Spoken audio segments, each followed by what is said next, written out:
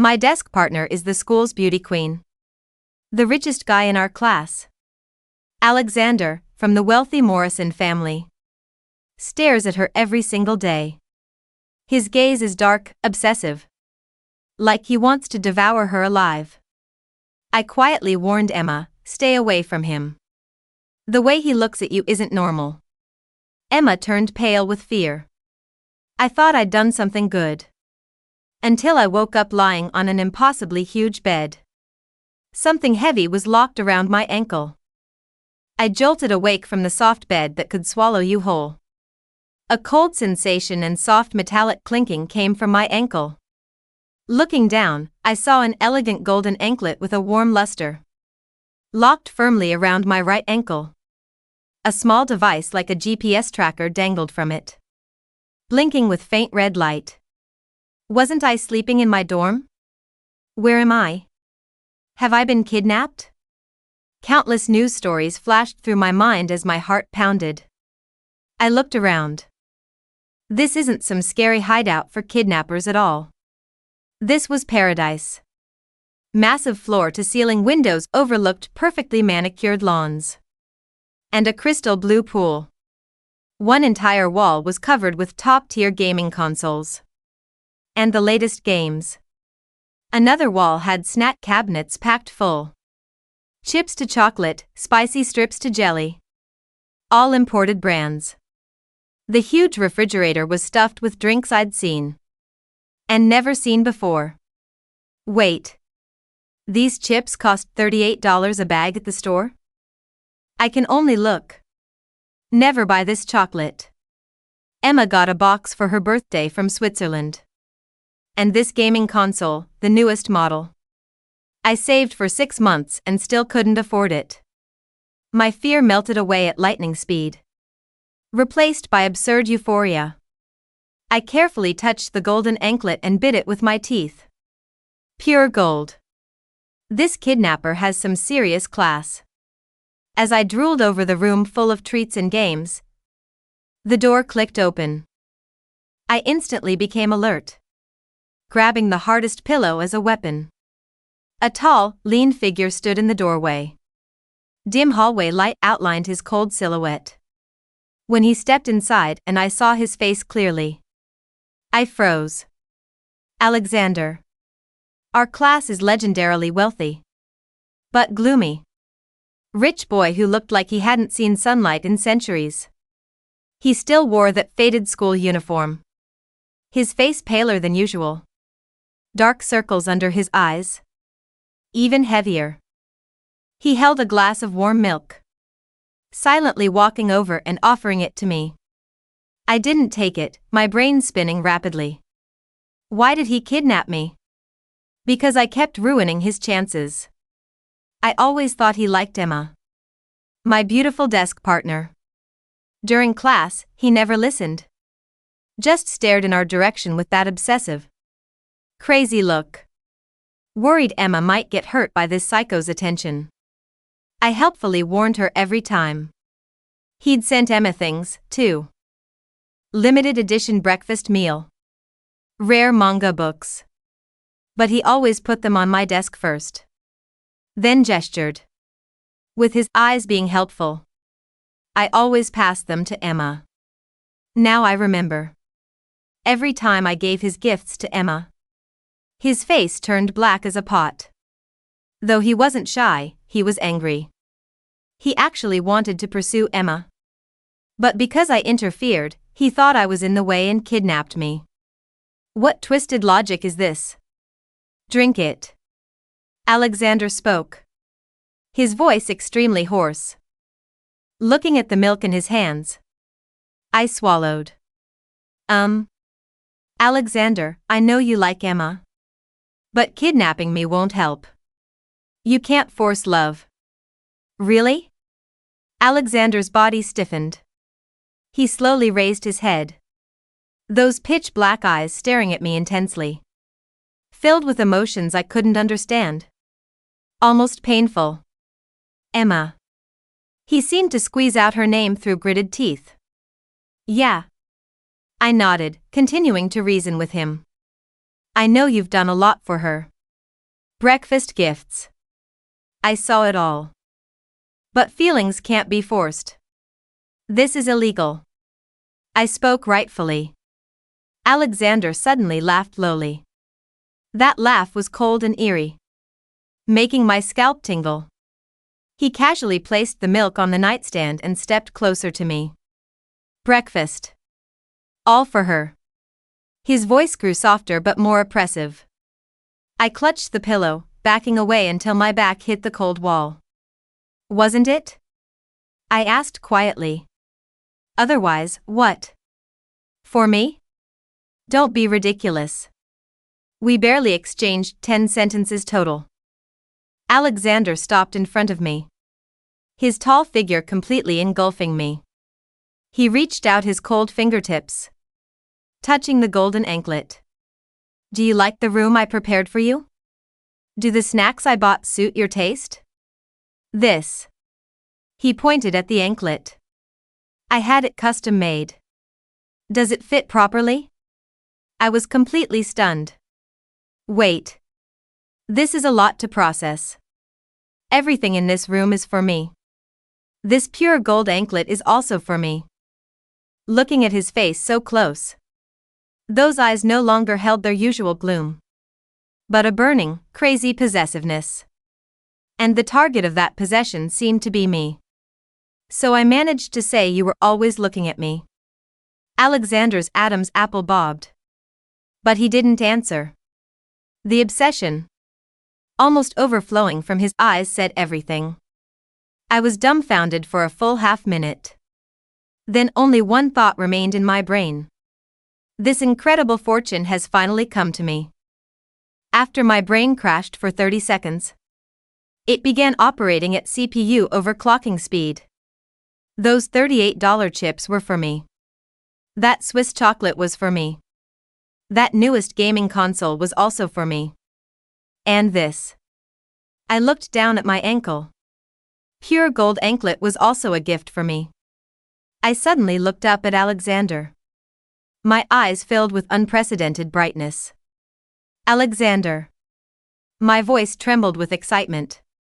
Alexander was startled by my sudden enthusiasm, his body instinctively tensing. Don't be afraid, he said hoarsely. I won't hurt you. Afraid? Why would I be afraid? I'm thrilled. I grabbed his hand and looked at him sincerely. You should have said so earlier, huh? Alexander was completely stunned. If you'd said these were all for me, would I have kept passing them to Emma? I was heartbroken. Do you know? My heart was bleeding every time I handed her that important milk. And that rare manga set. Do you know how long I searched for it? I thought you were giving it to Emma. So I painfully told her he really loves you. I was such an idiot. Alexander's expression went from shock to confusion, finally becoming a careful, disbelieving joy. You're not angry? He asked tentatively. Angry? I repeated, my voice cracking slightly as I looked from his pale, anxious face down to the heavy, shimmering chain around my ankle. Alexander, do you know how much gold is trading for right now? This is at least 24 carats. It's soft. I bit it. It has tooth marks now. Alexander blinked. The menacing aura of the obsessive kidnapper flickered and died, replaced by the confusion of a socially awkward teenage boy who had clearly overthought everything except this specific reaction. I can have the tooth marks buffed out, he stammered, his hand hovering uncertainly near my shoulder. Or I can get you a new one. A heavier one. Heavier is good, I nodded vigorously. Then I paused, realizing I should probably address the elephant in the room. Wait. So, the staring? The creeping around? The limited edition Naruto box set you left on my desk last month? For you, he whispered, his ears turning a violent shade of red. It was all for you. I put them on your desk. You pushed them onto Emma's desk. I thought you were rejecting me. I thought you were disgusted. I thought you were bribing me to be your wingman. I exclaimed, throwing my hands up.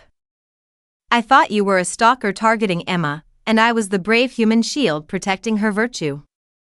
I ate dry bread for lunch for a week so I could buy her pepper spray. Alexander looked horrified. I don't want Emma. I don't even know what Emma looks like, really. She's just pixels. You're high definition. He took a step closer, the intensity returning to his eyes. You're the only thing in color, Mia. Okay, that was actually kind of smooth. Creepy, given that I was currently locked in a room, but smooth. So, I said, trying to process the paradigm shift.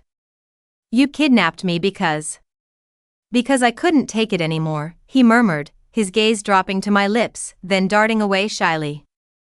I thought if I brought you here, where no one else could interrupt, where you couldn't give my gifts away, you'd have to look at me. Just me. He looked like a kicked puppy. A kicked puppy that owned a multi-billion-dollar empire and had committed a felony. I looked at the wall of snacks. I looked at the PS5.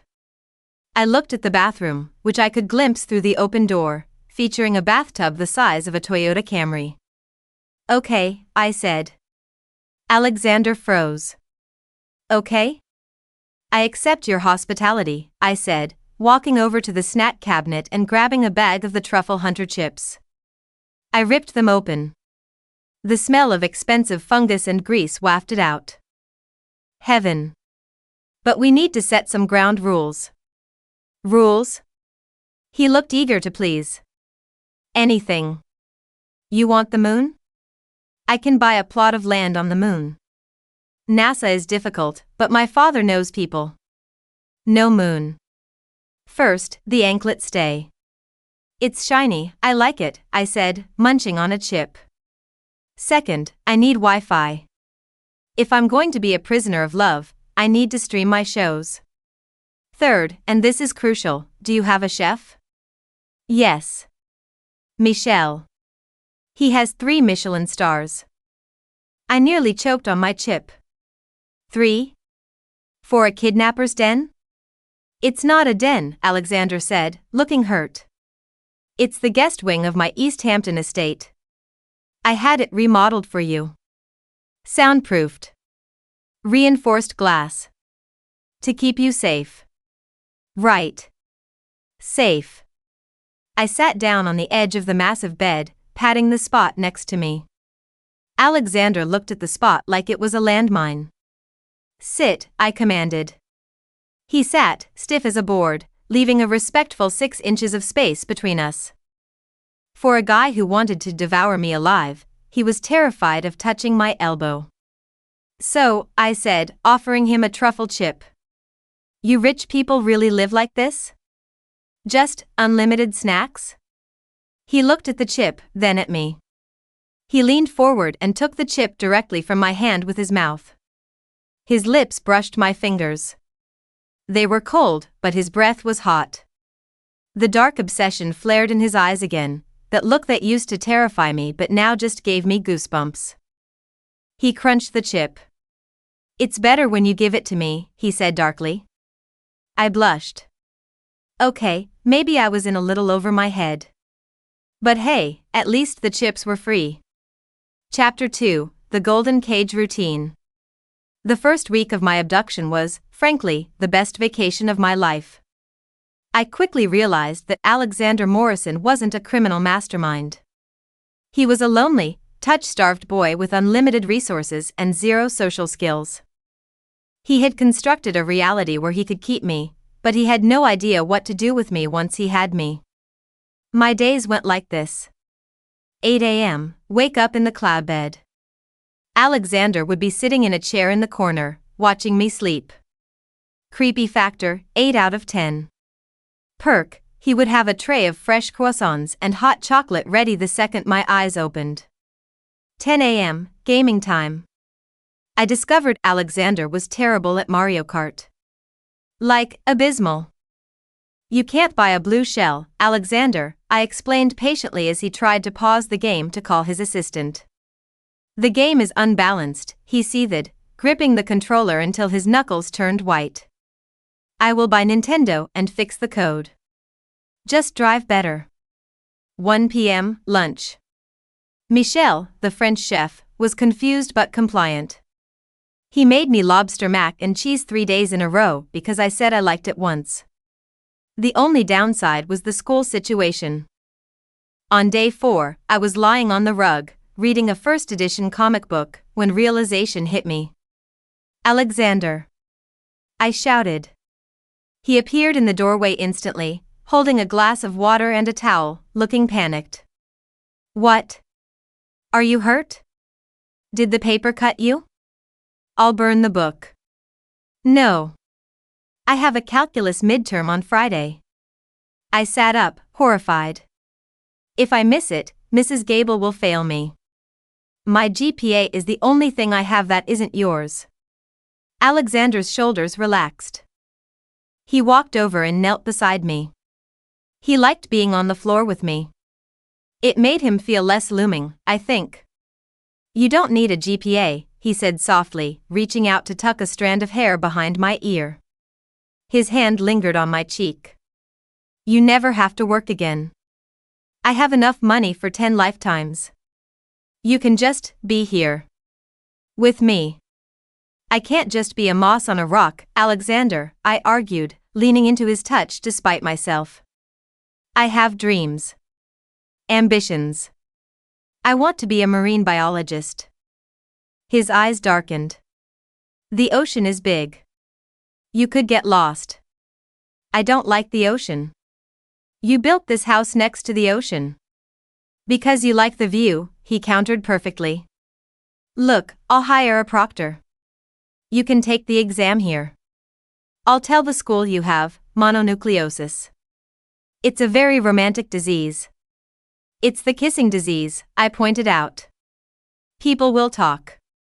A slow, predatory smile spread across his face. It transformed him from awkward boy to terrifyingly handsome man. Let them talk. Let them think I gave it to you. He leaned in, his nose brushing against mine. My heart hammered against my ribs, not out of fear, but out of a sudden, electric anticipation. Did you? I whispered. Did I what? Give it to me? I haven't kissed you yet, he murmured, his gaze dropping to my mouth. I'm waiting. Waiting for what? For you to ask me to.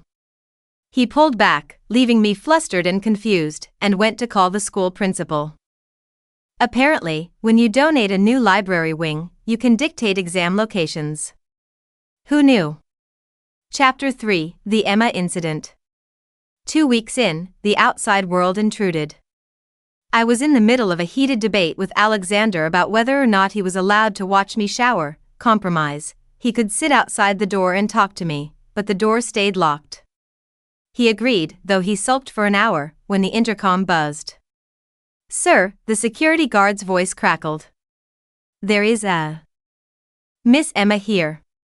She says she knows Mia is here. Alexander went rigid. The temperature in the room dropped 10 degrees. Send her away, he snarled. Tell her if she trespasses, I'll release the hounds. You have hounds? I asked, perking up. No, but I can buy some in 20 minutes. Wait. I scrambled off the bed, the gold chain clinking. If you send her away, she'll call the police. She's nosy, but she means well. Let me talk to her. No. Alexander grabbed my wrist. His grip was tight, desperate. She'll take you away. She's the beautiful one. The one everyone likes. You'll want to go back to sitting next to her, looking at her. I stared at him. Alexander, you idiot. I sat next to her because the teacher assigned the seats. I looked at her because she had spinach in her teeth half the time and I didn't have the heart to tell her. He blinked. Spinach? Let her in. I'll handle it. 10 minutes later, Emma was escorted into my luxury prison cell. She looked terrified.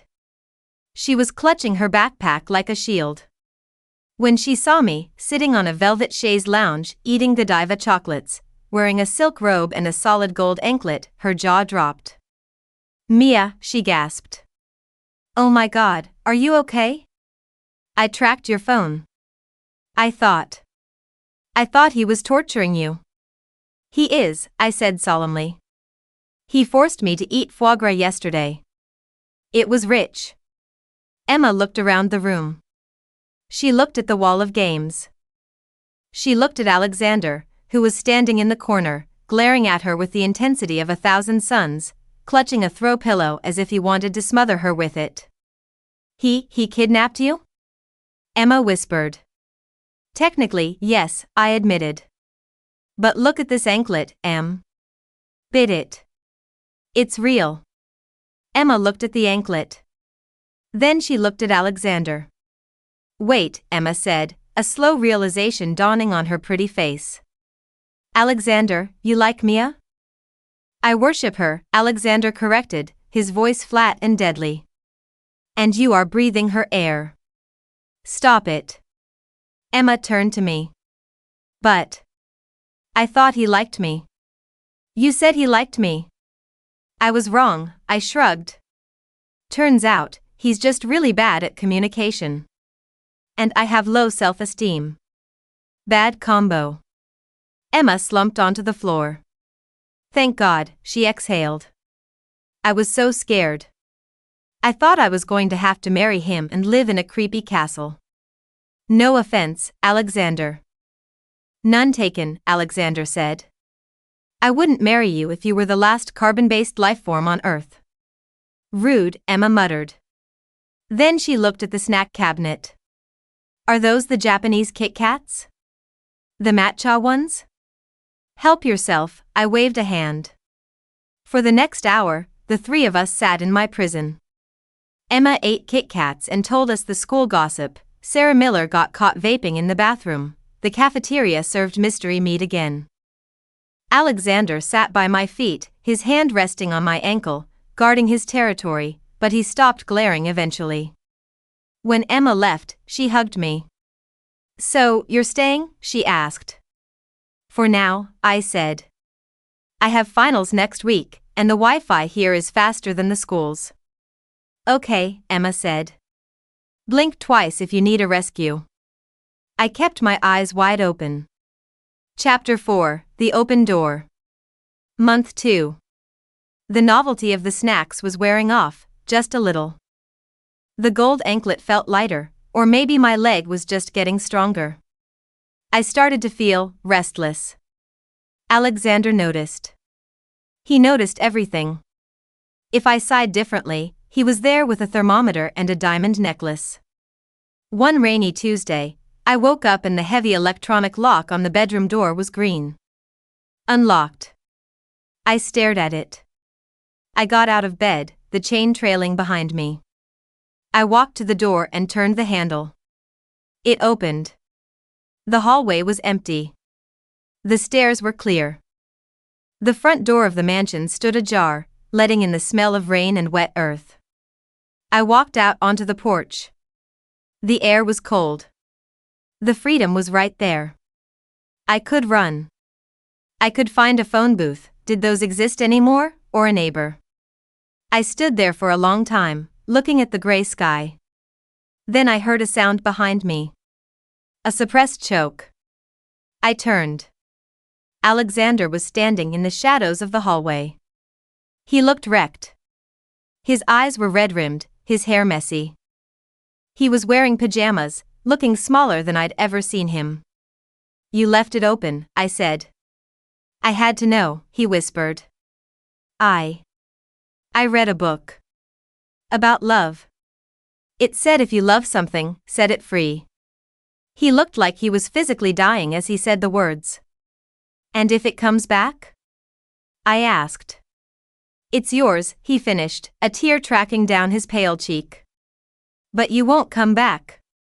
"Why would you? I'm a monster. I stole you. I locked you up. You bought me the PS5, I reminded him. I can buy you a PS5 in the real world too, he said miserably. You don't have to be a prisoner to get gifts, Mia. I didn't know how else to get you to stay. He slumped against the wall, sliding down until he was sitting on the floor, burying his face in his hands. Go, he sobbed. Please go before I change my mind and lock the door again. I can't breathe when you're not here, but I can't breathe knowing you hate me. I looked at the open door. Then I looked at the boy on the floor. The boy who remembered that I hated crusts on my sandwiches. The boy who watched The Bachelor with me and provided snarky commentary just to make me laugh. The boy who looked at me not like I was a side character, but like I was the only character in the movie. I sighed. I closed the front door. Click. Then I walked over to Alexander and sat down in front of him. He looked up, his eyes wide and wet. You forgot something? Yeah, I said. I forgot to tell you that you're an idiot. I reached out and grabbed the collar of his silk pajama shirt. I pulled him forward and kissed him. It wasn't a movie kiss. It was messy and salty from his tears, and he froze for a solid 3 seconds before he made a noise like a dying engine and kissed me back. His arms went around me, crushing me against him, desperate and terrified and hungry. You stayed, he gasped against my mouth. I stayed, I whispered. But the anklet comes off. No, he whimpered, burying his face in my neck. Alexander. Okay, he negotiated. But can I get you a ring instead? A finger is like a small ankle. We are in high school, Alexander. No rings. A necklace? Fine. A necklace. With a tracker? Alexander. Okay, no tracker. Just promise you won't disappear. I'm not going anywhere, I said, running my fingers through his hair. I still haven't beaten you at Mario Kart. Chapter 5, The New Normal. We went back to school the next Monday. The rumor mill was insane. Some people said I had been in rehab. Some said I had been on a secret modeling assignment in Paris. I walked into homeroom, my backpack slung over one shoulder. Around my neck was a thin, platinum chain with a small diamond pendant. Tasteful. Expensive. Alexander walked in behind me. Usually, he would slink to the back of the room and stare. Today, he walked right up to my desk. He pulled out the chair. Sit, he said. The whole class went silent.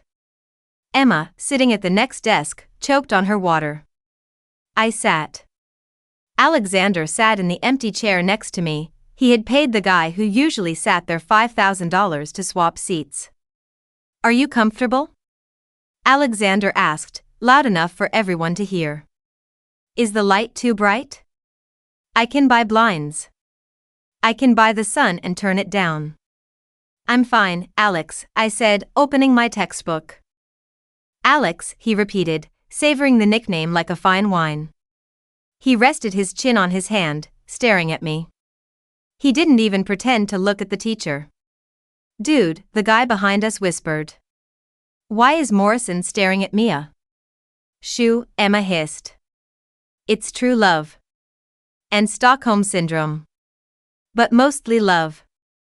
During lunch, we didn't go to the cafeteria. Alexander led me to the roof, where Michelle had set up a table with a white tablecloth and a 3-course meal. This is embarrassing, I mumbled, digging into my truffle risotto. No, it's efficient, Alexander said, cutting my steak for me. Eat. You lost 2 pounds last week. I was worried. I was sick. I almost burned the hospital down, he said casually. I looked at him. He was crazy. He was possessive. He was definitely going to be a handful for the rest of my life. But he was mine. And the steak was really, really good. Hey, I said. He looked up, his eyes locking onto mine with that familiar, dark intensity. Yes, my love? Pass the salt. He passed the salt like he was handing me the crown jewels. I smiled. Being the target of an obsessive billionaire wasn't exactly the high school experience I had planned, but as I felt the weight of the platinum chain against my collarbone and saw the way he looked at me, like I was the only star in his sky, I decided I could get used to it. Besides, he promised to buy me an aquarium next week. I was finally going to be a marine biologist, even if I had to own the ocean to do it.